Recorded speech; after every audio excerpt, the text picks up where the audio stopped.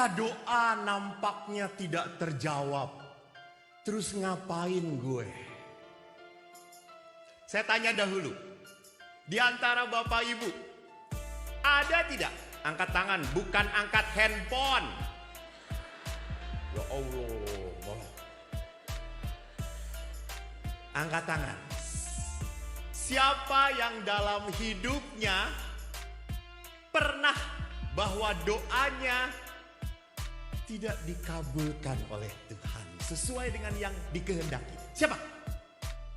Angkat tangan. Jangan ngomong semua, angkat tangan. Kalau ngomong semua, angkat kaki dari sini. Siapa?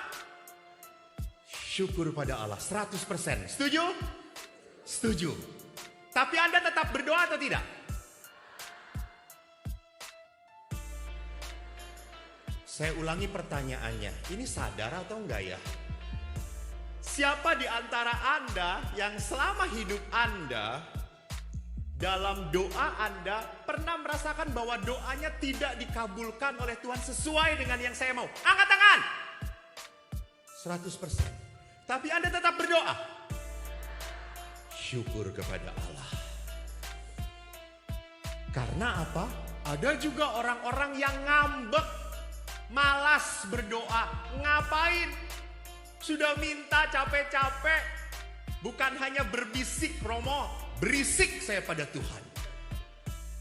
Kalau janda itu menggedor, saya bukan hanya menggedor, saya mendobrak pintu surga. Dan tetap tidak dikabulkan. Bapak Ibu, saya percaya doa karena sejak kecil di keluarga saya dibiasakan doa. Saya bersyukur kepada ayah saya. Kebetulan ayah saya adalah orang yang gagah. Anaknya lebih gagah. Yang tidak setuju silakan keluar, pintu terbuka. Ayah saya tentara angkatan udara. Dan ayah mempunyai 4 anak. Eko anak pertama, jenenge Eko, Jowo. Ayah saya dari Klaten, ibu saya dari Muntilan. Dua-duanya memang orang Jawa Tengah, tapi saya lahir di Bandung karena bapak ibu punya kerja di Bandung. Ayah saya di angkatan udara, Husein. Lalu ayah itu begitu menekankan anak-anak harus berdoa. Dan ke gereja pun ayah selalu anak-anaknya sama-sama, bareng semuanya. Dan kalau sudah duduk pasti di depan. Namanya saya kecil toh, kalau duduk gak mungkin tegak mendengarkan. Kaki saya goyang-goyang. Langsung ditengok, menang kowe. Menang kowe.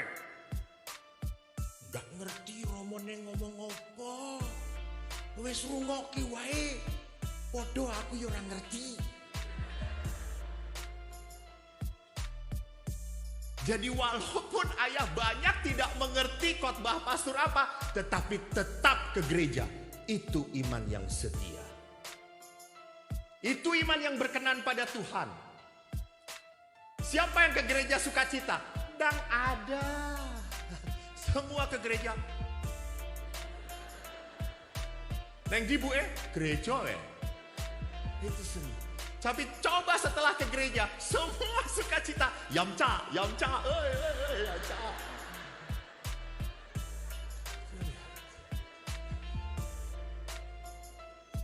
Saya pun sama sejak kecil ayah kalau udah jam 8:30, ayah itu selalu membiasakan kami doa rosario. Bapak Ibu tahu. Jadi ayah selalu doa rosario. Itu 4 anak itu tidak ada doa, tidak ada ya. Rosario.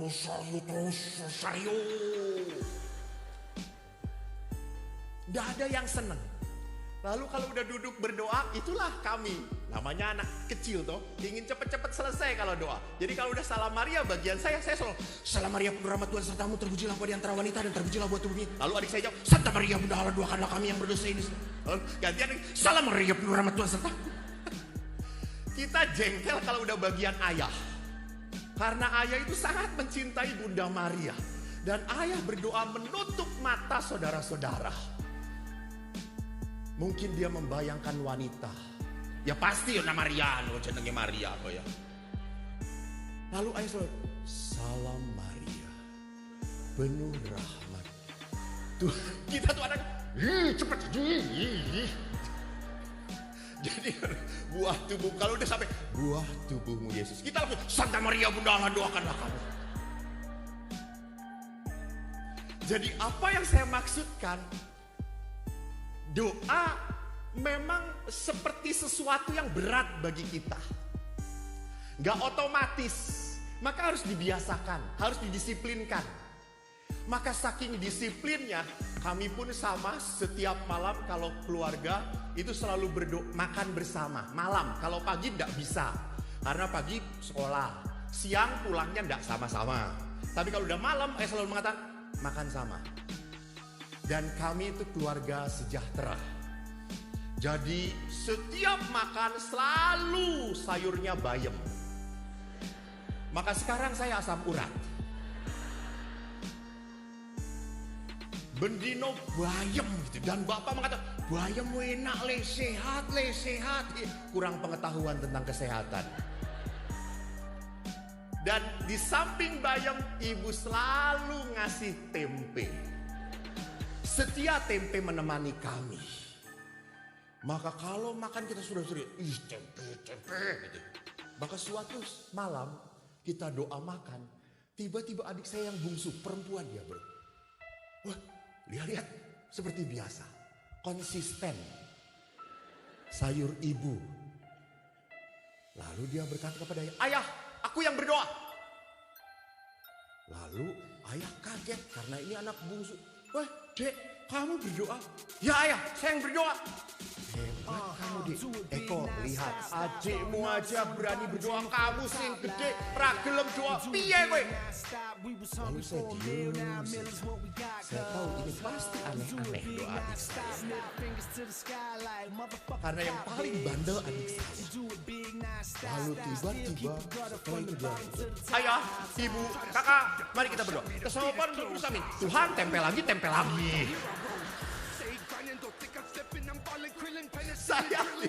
Saya sudah ngampet mau tertawa. Lalu saya lihat ayah. Dan adik langsung merubah doanya. Semoga engkau memberkati ayah sehingga besok makan daging. Amin. Dan saudara-saudara, doa yang diucapkan oleh orang percaya akan berkenan kepada Tuhan. Amin. Besoknya tempe lagi.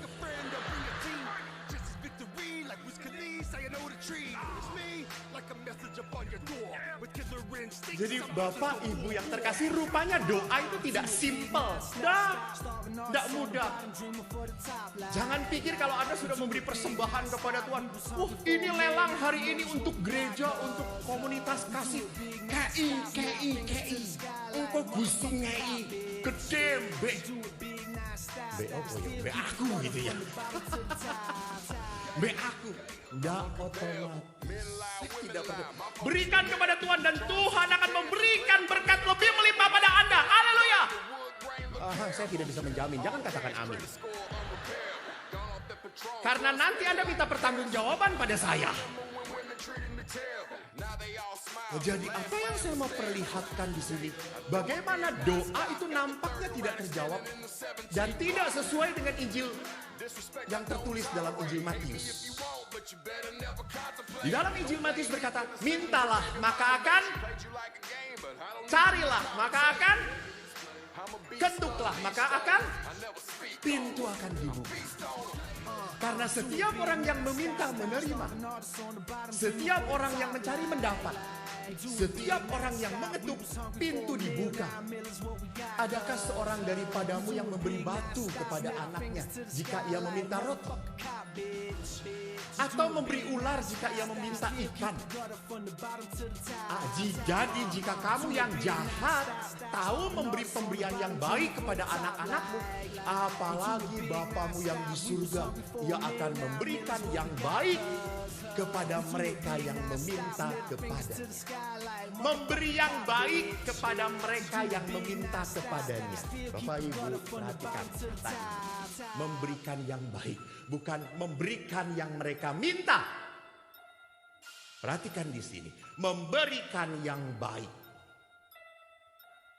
Saudara-saudara, saya ingin menjadi pastor sejak kecil memang. Jadi saya ingat waktu TK, itu kan gurunya mengatakan, ayo anak-anak ke depan. Ayo menyebutkan di depan teman-teman kamu, nanti kalau kamu besar mau jadi apa, ayo. Lalu satu-satu maju. Lalu teman saya mau jadi tentara. Wah, semua tepuk tangan. Woi, hebat. Lalu teman saya mau jadi dokter. Woi, hebat. Saya maju. Lalu saya ngomong, saya mau jadi pastor. Semua diam. Sampai akhirnya guru berkata, Eko, ulangi. Yang sadar ya nak. Lalu saya berkata, teman-teman, saya mau jadi pastor. Lalu satu teman saya tiba-tiba teriak, ih, homo. Nggak kawin, homo. Setelah saya jadi pastor, teman itu saya cari. Sudah meninggal dia. Kualat.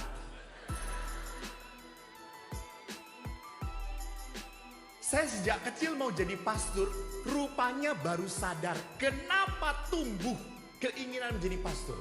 Akhirnya ibu saya yang cerita. Le, kek kue bayi, bahasa Jawa Anda bisa atau tidak? Saya nggak bisa sebetulnya. Jadi ibu saya itu menimang. Kalau menimang seorang ibu itu kan menyanyikan toh. Tak lelo, lelo, lelo, letu, yang gede kowe dadi romo. Jadi saya setiap saat saya digendong oleh ibu, itu berkat yang ibu berikan. Itu berkat yang ibu berikan. Hebat tidak?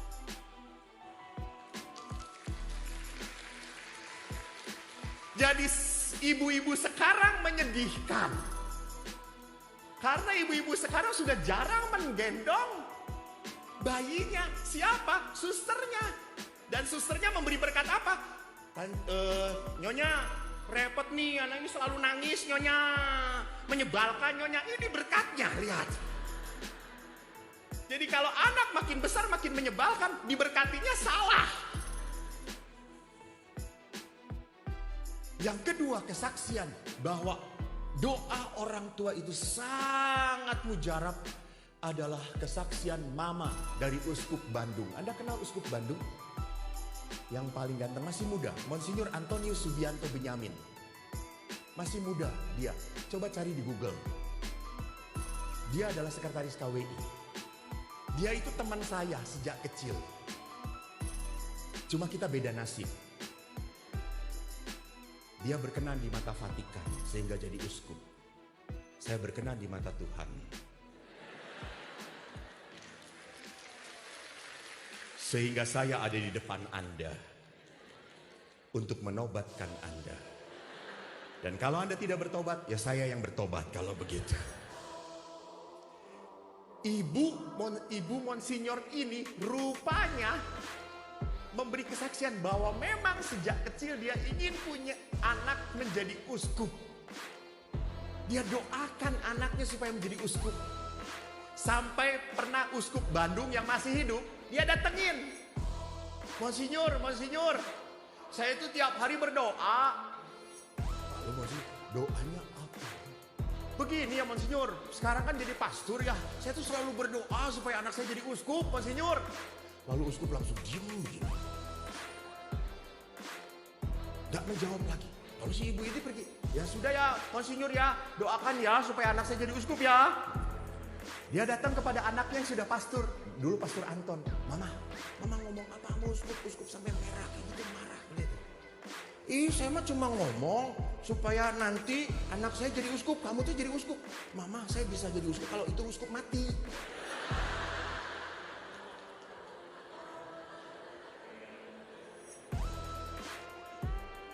Oh gitu? Iya. Jadi saking polosnya ibu. Tapi apa yang mau saya katakan? Ibu itu seperti apapun walaupun disakiti, tapi tetap memberikan doa untuk anak-anak. Jadi ini doa yang paling mujarab. Maka dalam kitab Amsal dikatakan, bila engkau ingin sejahtera hidupmu, apa yang harus kamu lakukan? Hormati orang tua.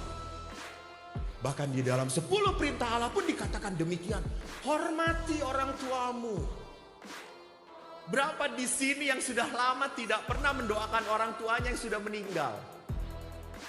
Berapa di sini yang tidak menyapa lagi orang tua? Ah, repot, Romo. Selalu campur tangan. Siapa yang paling dimusuhi oleh keluarga-keluarga muda kalau bukan mertua? Maka pernah seorang bapak ibu berkata, Romo tahu tidak, pasangan yang paling bahagia adalah Adam dan Hawa. Kenapa? Karena mereka tidak punya mertua. Comel, Romo. Jangan tepuk tangan, dosa itu.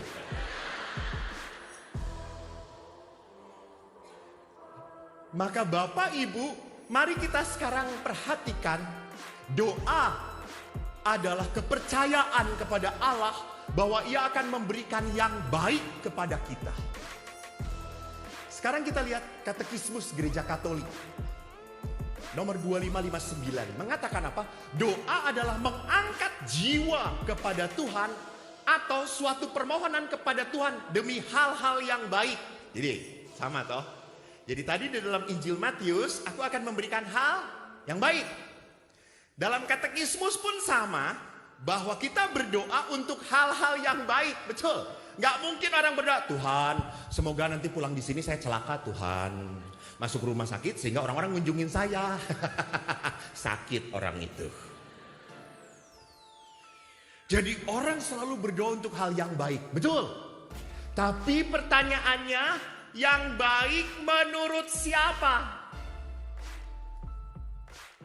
Kalau baik menurut manusia itu selalu sukses, sehat, lancar, tidak banyak masalah, tidak ada godaan roh jahat.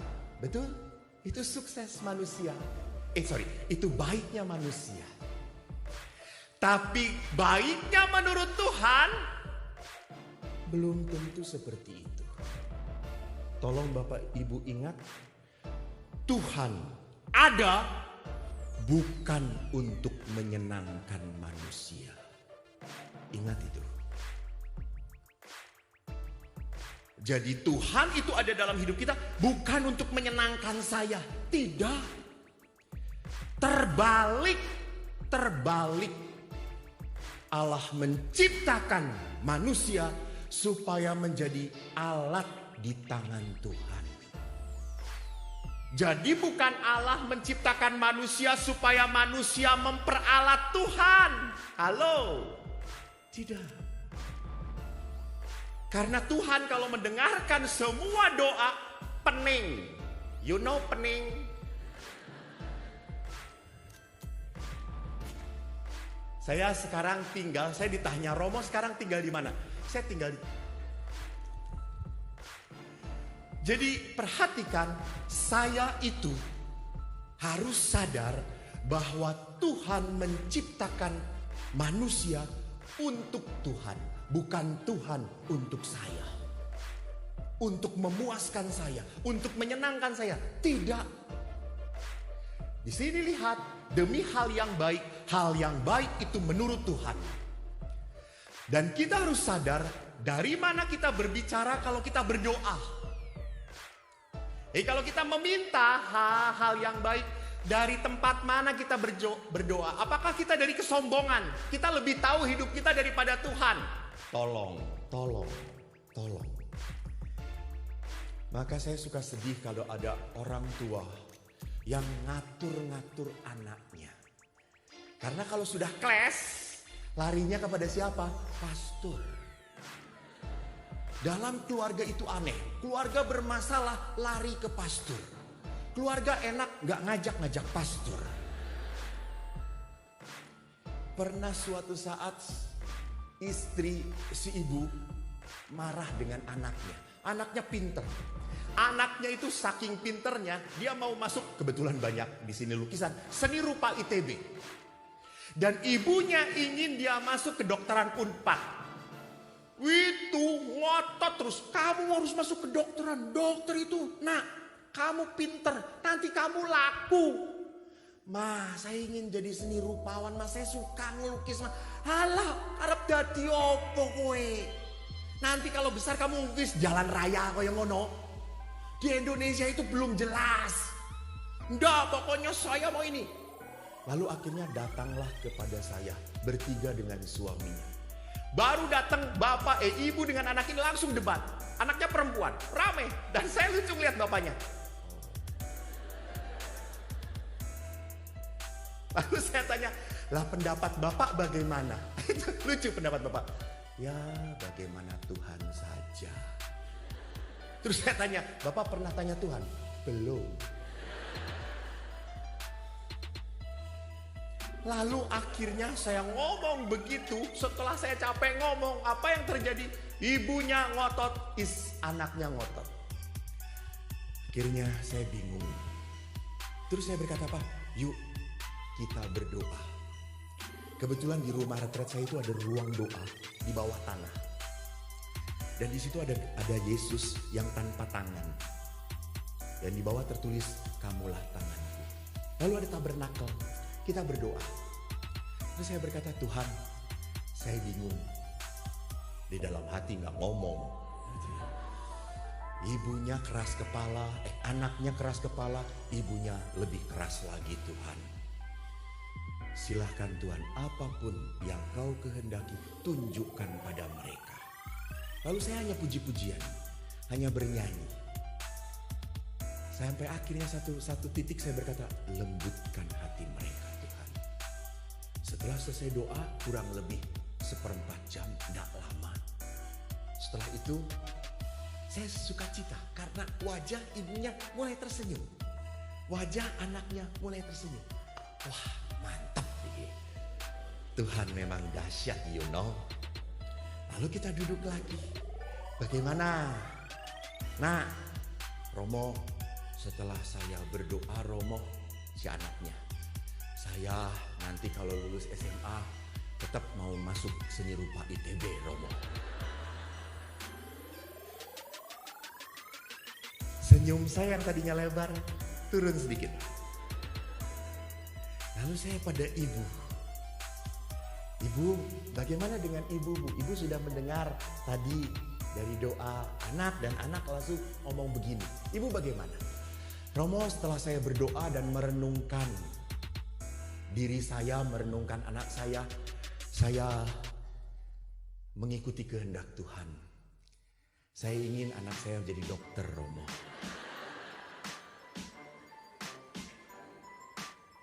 Tapi Romo, saya akan menghargai keinginan anak saya. Kalau itu menjadi hal yang membahagiakan dia, ya biarlah terjadilah. Jadi ibu lihat, keinginan dia tidak berubah. Benar atau tidak? Keinginan dia, tapi hati dia sudah mulai lembut. Itu yang penting. Keinginan saya itu tidak memberikan sesi di sini. Keinginan saya ke Surabaya ini rekreasi. Saya ke Surabaya dari tanggal 12 sampai 15 ini memberi 4 sesi. Apa ndak mencret aku ini? Semua berpikir saya ini hebat. Aku ki sopo, wong ireng ini jen. Peteng nih gitu ya. Saya ndak bisa apa-apa. Dan orang setelah ini banyak yang ngajak saya, Romo makan. Enak aja saya datang, bukan untuk sukacita di sini tahu.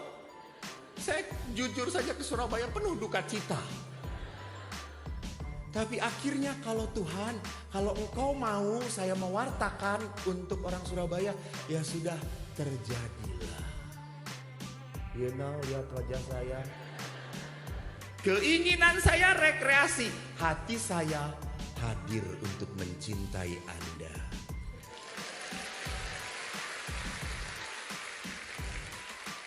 Anda senang, saya tetap stres. Jadi perhatikan di sini bahwa doa itu bukan dari kesombongan, tetapi doa itu harus dari sikap kerendahan hati. Maka dari itu kerendahan hati adalah dasar doa. Kenapa? Karena kita tidak tahu sebenarnya apa sih yang harus kita doakan. Jangan-jangan salah. Jangan-jangan pada saat saya minta ini malah mencelakakan dia. Saya minta itu malah membuat dia menderita. Jadi perhatikan, kita itu hanya taunya sebatas pemikiran kita. Dan pikiran kita tuh pendek. Sedangkan Tuhan Allah memikirkan semesta. Tidak hanya ibu yang dipikirkan, tapi Tuhan juga memikirkan suami ibu. Tuhan pun memikirkan anak-anak ibu. Dan Tuhan pun memikirkan masa depan ibu. Keselamatan ibu. Jadi doa kita seringkalinya untuk diri sendiri. Jadi tadi doa, saya kan sekarang tugas di tebing tinggi. Lalu saya bukan Bukit Tinggi ya, kalau Bukit Tinggi itu Padang. Saya baru bertugas dari tahun lalu dan saya ditipu. Kenapa? Saya datang ke tebing tinggi, tidak ada tebing sama sekali. Semua datar dan panas sekali. Saya biasa tinggal di rumah retret di pegunungan dekat Lembang, sejuk sekali. Dan saya suka olahraga. Jadi di tebing tinggi tidak ada olahraga lagi. Karena duduk saja sudah keringetan. Lalu waktu saya di paroki, kami punya stasi 52 stasi. Kami harus naik motor ke beberapa tempat karena jalannya harus melalui hutan-hutan sawit. Sawit atau karet. Di suatu saat saya itu datang ke stasi. Jadi ada stasi yang kerjanya menyadap karet, ada yang panen sawit, dan juga ada yang sawah. Saya ke sawah, datang, waktu itu sawahnya masih hijau, airnya menggenang. Lalu saya misa, di altar ada doa permohonan. Saya doakan, Tuhan dengarkanlah doa umat di tempat ini. Mereka memohon hujan, berikan air, supaya padi-padinya tumbuh baik. Kabulkanlah doa kami Tuhan. Amin. Semua teriak amin. Setelah misa pertama, saya harus pergi kurang lebih 30 km ke stasi yang lain. Di sana sawahnya sudah menguning. Kurang lebih seminggu lagi mau dipanen. Saya masuk ke gereja, di stasi, di altarnya sudah ada doa. Saya doakan, Tuhan semoga tidak ada hujan. Supaya padi kami tidak rubuh dan panen kami gagal. Bapak Ibu, apa yang terjadi malamnya Tuhan datang pada saya dan minta Panadol.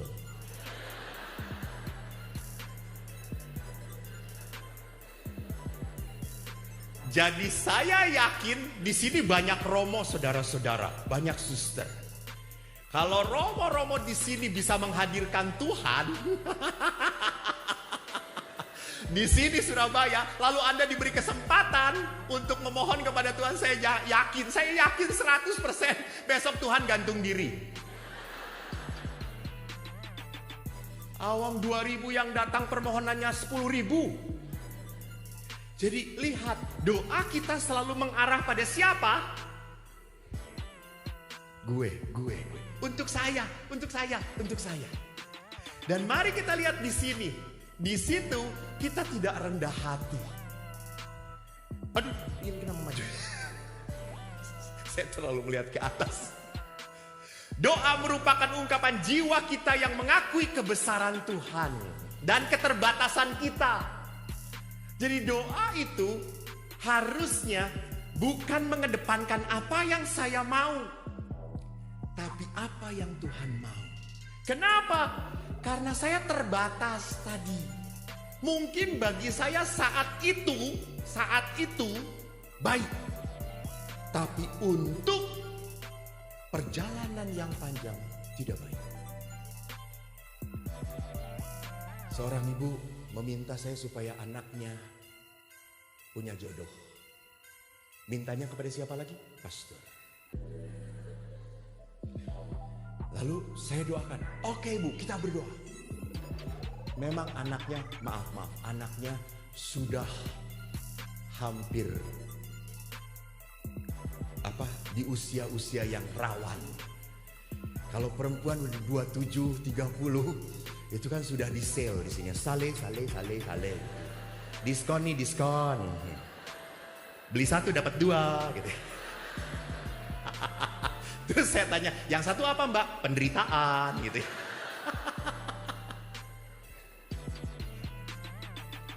Lalu akhirnya dia datang kepada saya setelah saya doakan. Dia datang, hai syukur kepada Allah, akhirnya doa. Dan mamanya senang. Doanya dikabulkan. Lalu datang, Pastor, kami, mama Pak, saya udah datang ya kita udah lama gitu. Saya akhirnya mau nikah, Pastor. Oi, good, praise God. Terus saya tanya, gimana suami kamu? Dia cerita. Lalu kan saya namanya pastor harus menyelidiki yang harus diselidiki. Dan tidak perlu tahu apa yang harus tidak perlu tahu gitu ya. Lalu saya tanya, gimana laki-laki kamu? Pernah marah nggak? Pada saat saya tanya pernah marah, dia langsung ngomong, Pastor, itulah laki-laki saya itu emosional, Pastor. Kalau marah kadang memukul saya. Kata saya, loh. Memukul? Ya, tapi enggak apa-apa, Pastor. Orang setelahnya dia minta maaf kok, Pastor, minta maaf. Cuma satu kali, ya beberapa kali ngulang, Pastor. Woi, sudah gak jadi, putus. Enggak, Pastor, enggak apa-apa. Dia menerima saya kok, Pastor, apa adanya. Menerima saya apa adanya. Ya namanya orang mau kawin memang harus menerima apa adanya. Enggak, dia spesial, Pastor. Enggak, saya bisa memaafkan kok, Pastor. Enggak. Jangan dengan dia. Saya doakan supaya putus. Pastor, jangan, Pastor, nanti mama sedih, Pastor. Enggak, ini enggak bener, enggak beres. Enggak mau, Pastor, dia menerima saya kok, baik, Pastor. Lalu saya tuh kaget, orang ini ngomong selalu menerima saya. Kan orang pacaran pasti selalu menerima toh. Lalu saya tanya, apa sih maksud? Non, kok selalu ngomong menerima? Lalu akhirnya si perempuan ini ngomong, Pastor, maaf. Tapi jangan cerita-cerita mama ya, Pastor. Jadi saya tidak cerita mama. Dia ngomongnya jangan cerita mama ya. Jadi saya pegang rahasia.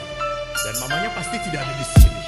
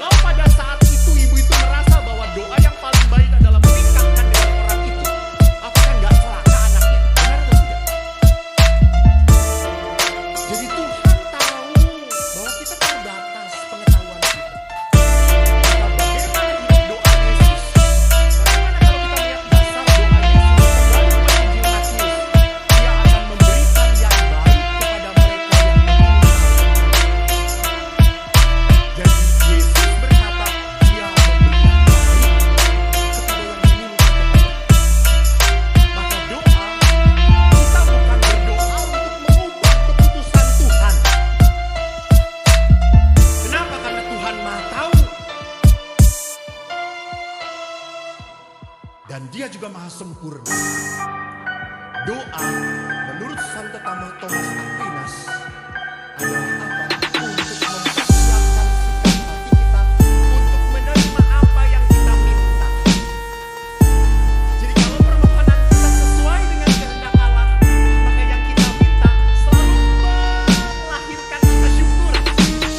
Jadi jangan sampai Tuhan berikan rezeki, tiba-tiba dikasih 1 juta. Itu kurang ajar.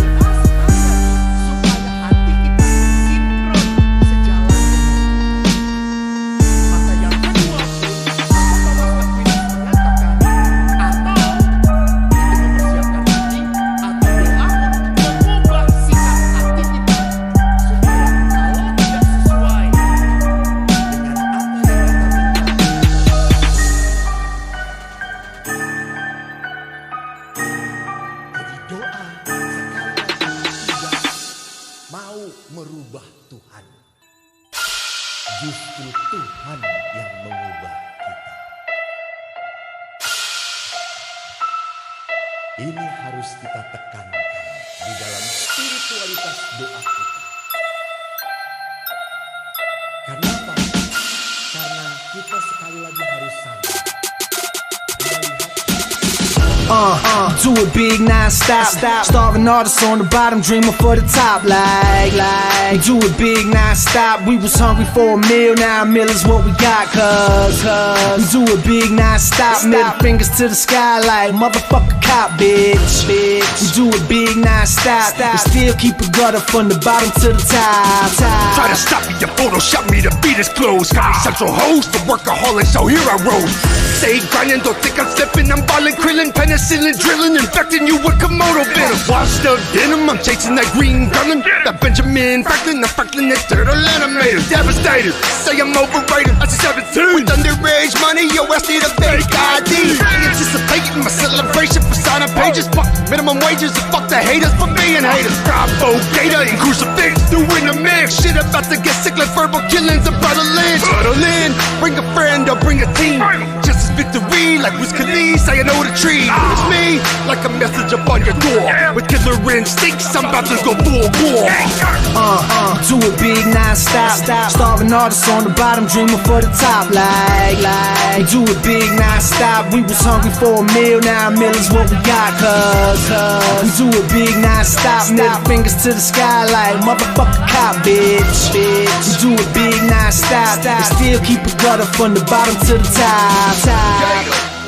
I'm uncomparable. Men lie, women lie, my focus numerical. Charm 60 carats, the glare from it unbearable. My Escalade gold, the wood grain look caramel.